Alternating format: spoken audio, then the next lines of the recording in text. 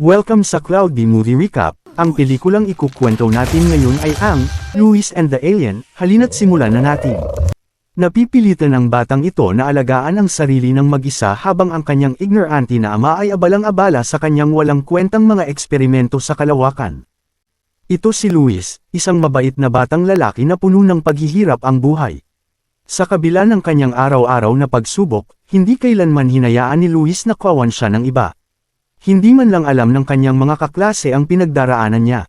Sa kanilang 4 na araw na field trip sa paaralan, na-interview si Louis ng kanyang crush na si Jennifer at ng kaibigan nitong si Patty. Isa itong magandang pagkakataon para makausap si Jennifer, ngunit labis na kinakabahan si Louis sa harap niya. Bukod pa rito, ninakaw ng bully na si Marlon ang isa sa sapatos ni Louis at paulit-ulit itong ibinabato kung saan-saan. Matapos ang mahabang biyahe sa bus, nakarating ang mga bata sa paaralan kung saan naghihintay na ang kanilang mga magulang. Isa-isang sinusundo ang mga bata, maliban kay Louis.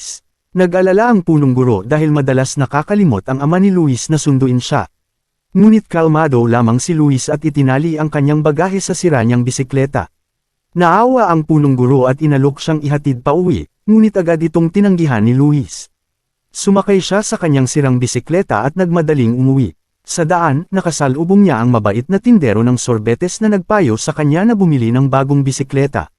Ngunit sinabi ni Louis na bibili ang kanyang ama ng bago sa kanyang kaarawan kinabukasan.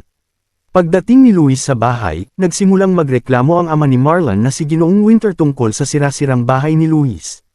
Sinasira raw nito ang imahe ng buong komunidad. Nagsampa pa siya ng reklamo sa asosasyon ng kanilang lugar na magsasagawa ng seryosong aksyon laban sa bahay ni Louis.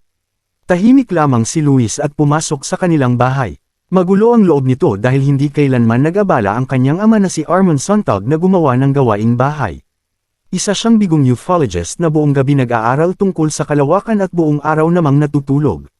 Obsesyonado si Armand sa mga alien at handang gawin ang lahat para patunayan ang kanilang pag-iral. Dahil sa sobrang abala niya sa mga eksperimento, hindi man lang niya napansin na 4 na araw palang wala si Louis dahil sa field trip. Hindi na rin ito ikinabahala ni Louis dahil nasanay na siyang gawin ang lahat mag-isa. Nilinis niya ang bahay, inayos ang mga gamit, nagluto para sa kanyang ama, at nagluto pa ng cake para sa sarili niyang kaarawan. Ipinaalala ni Louis kay Armand ang mga bayarin sa kuryente na nasa basurahan. Kapag hindi ito nabayaran sa buwang iyon, mapuputulan sila ng kuryente. Ngunit hindi siya pinakinggan ni Armand at patuloy lamang itong nakatingin sa langit. Nang minas si Louis, muli na namang ikinwento ng kanyang ama ang parehong kwento tungkol sa alien. Noong 7 taong gulang pa lamang si Armand, nakakita raw siya ng isang halimaw na alien at ikinwento ito sa lahat. Nang walang naniwala sa kanya, ipinangako niyang iaalay ang buong buhay sa paghahanap sa nilalang na iyon. Pagkamatay ng kanyang asawa, lalo pang tumindi ang kanyang obsesyon at tuluyan niyang pinabayaan ang lahat ng iba pa. Sa tapat ng bahay ni Louis, namumuhay si Marlon ng perpektong buhay kasama ang masayang pamilya na sabay-sabay nag-aalmusal tuwing umaga. Samantala, mag-isang nagluluto ng cake si Louis at naghihintay na batiin siya ng kanyang ama sa kaarawan niya.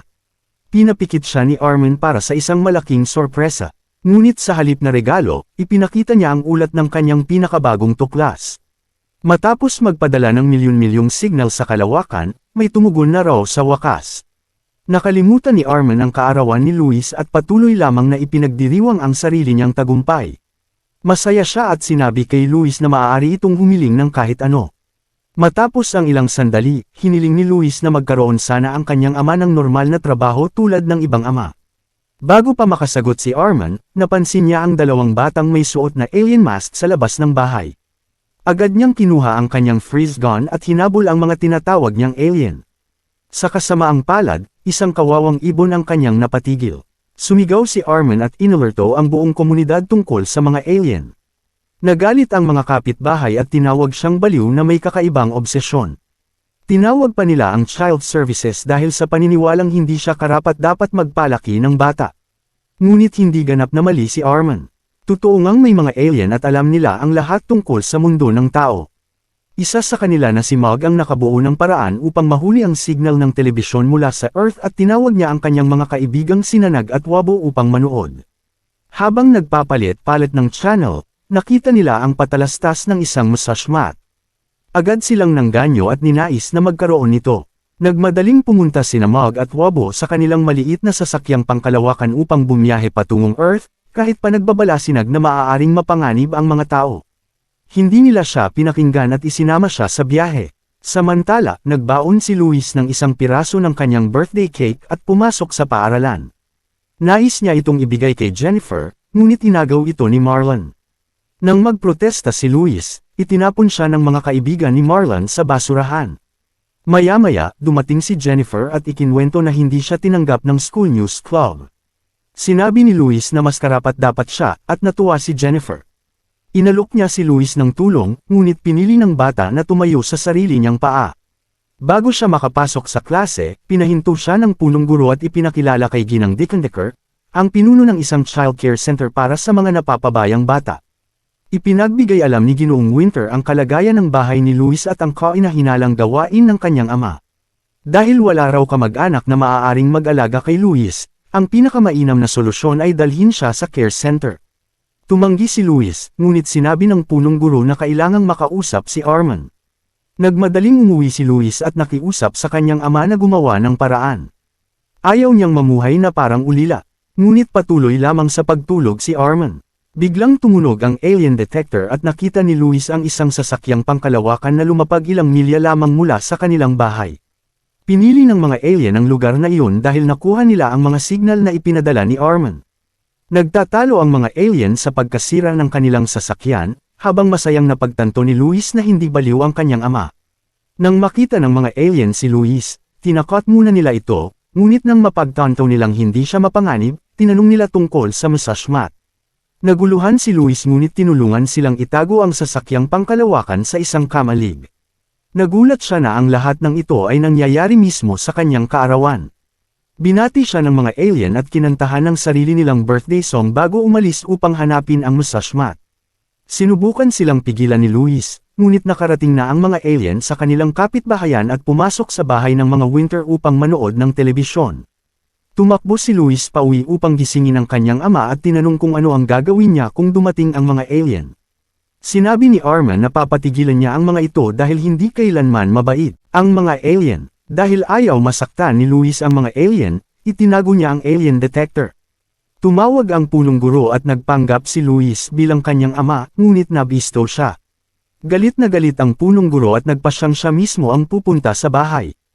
Kapag may nakita siyang kahit kaunting kapabayaan, agad na kukunin si Luis mula kay Arman. Samantala, nag-explore ang mga alien sa bahay ng mga Winter at natutong gamitin ang telepono sa tulong ni Luis upang umorder ng massage mat. Nakiusap si Luis na sumama sa kanila upang makapagtago sa care center, at pumayag ang mga alien. Nang dumating ang kasambahay, ginamit ng mga alien ang DNA mula sa buhok upang mag-anyong sina Ginoong at Ginang Winter, habang si Wabo naman ay nag-anyong aso. Sa una, nilaro ng kasambahay ang aso, ngunit laking gulat niya nang magsalita ito. Nalito ang kasambahay at humingi ng tulong kay Ginoong Winter, ngunit nagsimula lamang itong magsalita tungkol sa mga benepisyo ng massage mat. Natakot ang kasambahay at tinusok ang aso gamit ang walis, dahilan upang bumalik si Wabo sa kanyang anyong alien. Nawalan ng malay ang kasambahay at bumagsak sa sahig, kaya malaya nang makagalaw ang mga alien. Hindi nila alam na nasa bahay pala si Marlon. Napansin ni Marlon si Luis na nagtatago sa likod ng mga kurtina at inakusahan siyang pumatay sa kasambahay. Mabuti na lamang at dumating ang mga alien na nag-anyong sina Ginoong at Ginang Winter at sinermonan si Marlon. Kumilos sila na parang mahigpit na magulang at ikinulong si Marlon sa kanyang kwarto. Hanggang sa dumating ang massage mat, nais munang ipagpatuloy ng mga alien ang kanilang wo-shi-erong pagiging tao, at may perpektong gawain si Luis para sa kanila. Darating na anumang oras ang punong guro. Ipinagpalit ng mga alien ang numero ng bahay ni Luis at ni Marlon upang mapahanga ang punong guro sa marangyang pamumuhay. Ginamit ni Mog ang buhok ni Arman upang mag-anyong siya, habang sinanag at Wabo naman ay nag-anyong mga kasambahay. Maya-maya, dumating ang punong guro kasama si Ginang Dickendecker at humanga sa ganda ng bahay. Mahusay na gumanap si Mog bilang Arman at nasagot niya ng maayos ang lahat ng tanong. Ngunit hindi pumayag si Ginang Dickendecker hanggang hindi niya nakikita ang kwarto ni Luis. Dahil hindi kabisado ni Luis ang bahay ni Marlon, naghahanap siya ng angkop na silid. Sa kasamaang palad, ang tanging nahanap niya ay ang kwarto ng nakababatang kapatid ni Marlon. Agad na napansin ni Ginang Dickendecker na hindi iyon kwarto ng isang lalaki at nagsimula siyang magtanong. Nagkaroon ng ideya si Luis at sinabi niyang pansamantala lamang siyang nakatira sa kwarto ng kapatid dahil pinahahalagahan ng kanyang ama ang kanyang mga desisyon at kasalukuyang dinidisenyo ang bagong kwarto para sa kanya. Nagsimula siyang magkwento ng magagandang katangian ng kanyang ama, kahit wala naman sa mga iyon ang totoo. Sa kabutihang palad, nasiyahan ng punong guro at isinara ang kaso ng kustodiya. Bago pa sila makaalis, nagising ang totoong Arman at napansin ang usok mula sa alien detector. Agad niyang kinuha ang kanyang baril at lumabas sa kalsada. Napansin ito ni Ginang Dickendecker at tumingin siya kay Luis. Wala na silang ibang pagpipilian kundi ang tumakas sa likurang pintuan. Nakilala nila ang tindero ng sorbetes na nagsimulang mag-imbestiga. Hindi lamang siya nagbebenta ng sorbetes, may mga nakatagong kamera rin siya para bantayan ang buong kapitbahayan. Nang wala ng matakasan, nagtago si Luis sa imburnal at nakarating sa gitna ng bayan, ngunit sinusundan pa rin sila ni Ginang Dickendecker. Sa kabutihang palad, may malapit na supermarket na maaaring pagtaguan. Sobra, nang ninas ang mga alien sa ugali ng mga tao at gusto na nilang umuwi. Nang marinig ito, nakiusap si Luis na sumama rin sa kanila. Wala raw siyang pamilya o kaibigan, kaya mas mabuting sumama sa mga alien na tunay na nagmamalasakit sa kanya. Hindi raw magiging madali ang kumbansihin ang kanilang pinuno, ngunit handa silang subukan. Nagpasya si Wabo na ipagdiwang ang pagkakaroon ng bagong kaibigan at uminom ng 2 bote ng malamig na inumin. Namaga ang kanyang katawan at natakot ang isang batang babae na nagsimulang umiyak, dahilan upang mapansin ng lahat. Habang nagtatalo ang mga alien sa mga bilihin, dumating ang punong guro kasama si Ginang Dickendecker at nagbantang parurusahan si Luis sa pinakamalala. Sinubukan ni Luis na tumakas, ngunit hinaranggan siya nina Jennifer at Patty. Bago pa sila makapagtanong, hinablot ng mga alien si Luis at ginamit ang mga nakasabit na ilaw upang makatakas mula sa supermarket.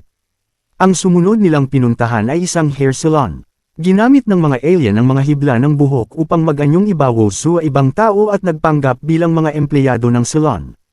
Pinilit nilang gupitan ng punong guro at si Ginang Dickendecker, ngunit ang totoo ay ginulo lamang nila ang mga ito sa kakaibang ayos ng buhok.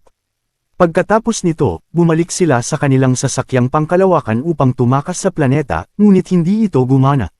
Sinubukan ni Mog na ayusin ang sasakyan at natuklasan ang sira, ngunit nabaklas na niya ang buong sasakyan at hindi na niya alam kung paano ito ibabalik. Nagpanik ang mga alien, ngunit pinayuhan sila ni Luis na mag-isip ng mabuti. Naalala ni Luis na maraming kakaibang aparato ang kanyang ama para makipag-ugnayan sa mga alien, at maaaring magamit ang isa sa mga iyon upang magpadala ng signal sa mothership. Sa ganitong paraan, maaari nilang hilingin na sunduin sila. Nagustuhan ng mga alien ang plano at nagtungo silang lahat sa bahay ni Luis. Doon, aksidente nilang nakita ang guhit ni Arman noong bata pa siya at nakilala ang nilalang bilang isang alien na tinatawag na Tontonian. Maaaring totoo nga ang kwento ni Arman, ngunit wala ng oras si Luis para siyasatin iyon. Tumakbo siya paakyat sa laboratorio. Inayos ni Mog ang communication device at humiling sa mothership na sunduin sila. Ngayon, kailangan nilang makahanap ng ligtas na lugar na maaaring paglapigan.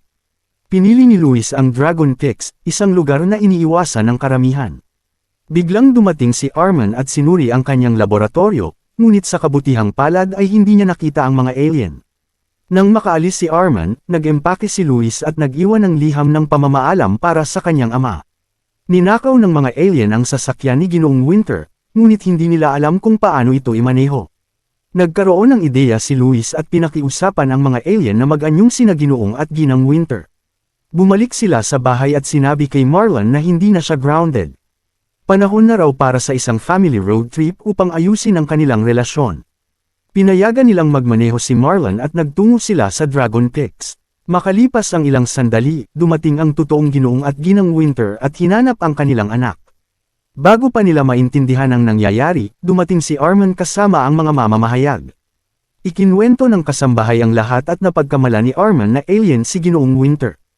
Nang marealize ni Arman ang kanyang pagkakamali, pinakawalan niya ito at umalis ang mga reporter. May nakakitang kapitbahay sa sasakyan ni Luis at agad na sinabi ang lahat kay Arman. Dumating din sina Ginang Dickendecker at ang punong guro at naghanap ng sasakyang susunod sa mga bata. Biglang dumating ang delivery truck na may dalang massage mat at sumakay silang lahat dito. Sinundan nila ang mga bata patungo sa Dragon Kicks, samantala, nagsimulang maghinala si Marlon sa mga alien at tinanong si Luis kung ano ang nangyayari. Bukod pa rito, nagtatago sina Jennifer at Patty sa likurang upuan dahil nakita na nila ang mga alien noon. Sa wakas, sinabi ni Luis ang buong katotohanan at nakiusap sa kanyang mga kaklase na tulungan ang mga alien na makauwi.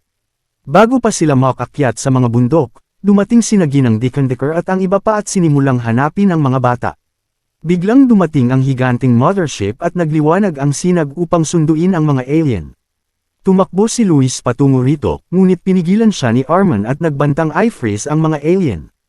Nagngalit si Luis at pinili ang mga alien kaysa sa amang hindi man lang alam ang kanyang kaarawan.